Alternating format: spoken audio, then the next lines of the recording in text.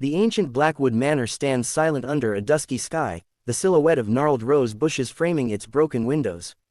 Summer afternoons in Willow Bend carried a peculiar hush, as if the humid air conspired to hold its breath before a secret outed itself. Ambling down moss-draped lanes, townsfolk would pause at the wrought iron gate of the Blackwood estate, staring through tangled vines at the faded grandeur of a two-story mansion whose windows were darkened with age. Emily Blackwood, the last of her line, had not been seen in public since the ravages of a hurricane claimed half the town and half her heart.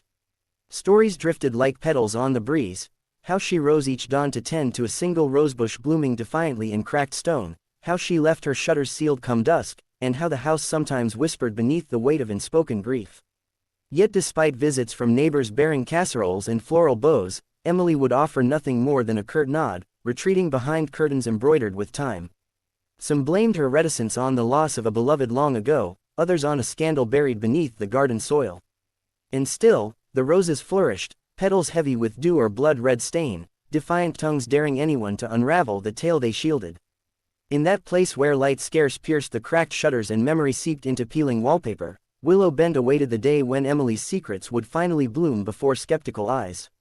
Whispers among the roses. By the time the sun dipped low behind the pines, the Blackwood garden had taken on an otherworldly glow. Emily's white-gloved hands hovered over a particular bud whose petals remained unmoved by wind. Town lore insisted that when Emily paused, the entire garden held still. No cricket chirped, no owl hooted, no breeze stirred the tall grass. Mrs. Dalloway, the minister's wife, once declared she saw Emily whisper a name to the rose before tucking it gently into a leather-bound journal. Each dusk brought furtive glances from curious onlookers, drawn by the scent of wounded earth and something far older. Emblazoned in memory were rumors of a lost fiancé folded between blossoms, another story spoke of siblings disappeared beneath the magnolias. Even the gardener, a soft-spoken man named Clyde, admitted to laying a trembling hand atop the single thriving bush, certain he felt a heartbeat. Emily's prized rosebush blooms defiantly under a pale moon, its petals seeming to glow with hidden sorrow. Inside the manor, crimson drapes muffled every footstep. Faded tapestries depicted Blackwood ancestors whose eyes seemed to follow intruders.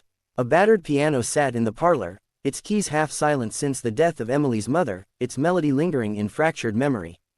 On nights when the moon gauged full, splintered light painted ghostly shapes across the drawing room.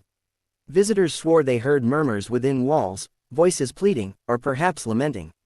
In the tight-lipped hush of dawn, Clyde would find the front door unlocked and a single rose laid upon the threshold.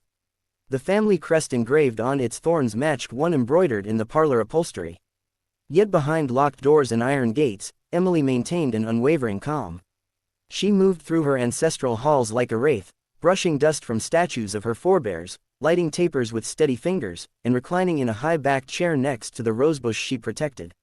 When questioned by earnest callers, journalists chasing a sensation or genealogists seeking lost records, she gave only a soft smile and a distant gaze.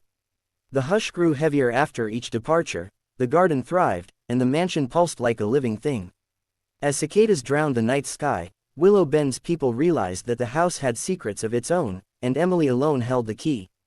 Shadows in the halls. Rumor spread that footsteps echoed through the empty corridors at midnight. When Reverend Calloway investigated, he found only cold marble floors and dust motes drifting in the lantern light. Upstairs, unlocked doors revealed rooms untouched by time, beds still made, porcelain dolls lined like silent witnesses, and silk curtains knotted with knots no mortal hand had tied. Portraits hung askew, their colors muted, but each bore the unmistakable likeness of an ancestor whose name Emily could recite by heart: Charlotte Blackwood, the founding mother, Jonathan Blackwood lost in the Civil War, young Eleanor who vanished without trace. Clyde confessed in broken tones that he had found personal letters tucked within the hearth, letters never sent, addressed simply to "My dearest Emily." He dared not read the contents, fearing that knowledge might claim his sanity. Yet each dawn he discovered the letters returned, burnt to ash in the fire grate. Faded finery and shattered glass litter the ballroom floor, rose petals mingling with dust in the dying light. Within the kitchen, the cook whispered of meals prepared for invisible guests. Chairs left empty bore the imprint of shoulders long gone. Glassware clinked softly in cupboards as if toasting some unseen anniversary, while silver tea sets aligned themselves into precise formations. In the billiards room, balls rolled slowly, guided by forces unseen, knocking wood into reluctant homage. The air tasted of rose water and regret, and Clyde, the gardener, swore he heard laughter drifting from behind shuttered windows. No servant dared stay after dusk.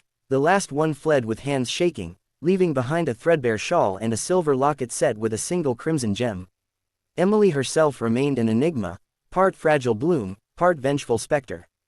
Some evenings she would glide across the parlor floor in a black satin gown, stirring the dust with the train of her skirts.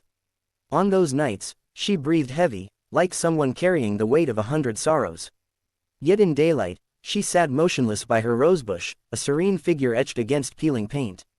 Visiting women murmured that Emily's eyes held storms, and that if one stared long enough, they would glimpse someone else, the reflection of a lost sister or a lover taken too soon. With each passing season, the house sank deeper into decay, and the roses grew wilder, their petals dropping like dark confessions on the cracked tile. And so the hush turned to dread as Willow Bend realized that some stories refused to stay buried. Secrets unveiled. When the hurricane returned years later with unexpected fury, the town braced for another round of devastation, but Blackwood Manor stood unnervingly intact.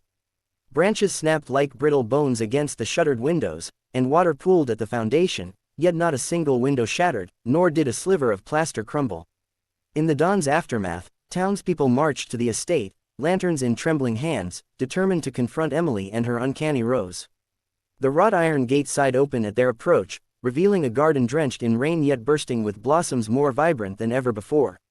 Overgrown vines curled around stone statues, and beneath each petal lay a thin sheen of water that shimmered like tears. Pale and resolute, Emily presents the roses that bear the names of her hidden family, uniting past sorrows with present understanding. Inside the parlor, Emily stood before her mirror, brushing rain-slicked hair. The mirror's surface rippled as though it bore a breeze from another world, and in its depths the townsfolk saw shapes, silhouettes gathering behind her back. A hush descended as Emily spoke, her voice low and steady. "They could not take him from me." At her side, a single rose lay wedged between the petals of a leather-bound diary, its bloom sealed shut. Reverend Calloway reached forward to open the diary and found its pages drenched not in ink but in crimson tears, each word smudged with grief. A name emerged in looping script, Henry, and beneath it, a child's drawing of two figures beneath a rose tree. With that revelation, the truth poured out like a river breaking its dam.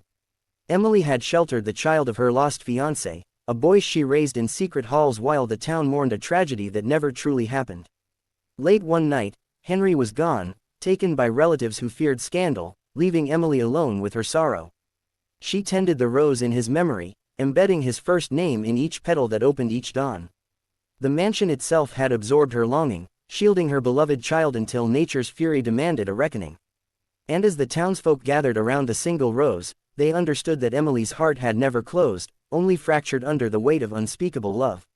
In the days that followed, the garden fell silent.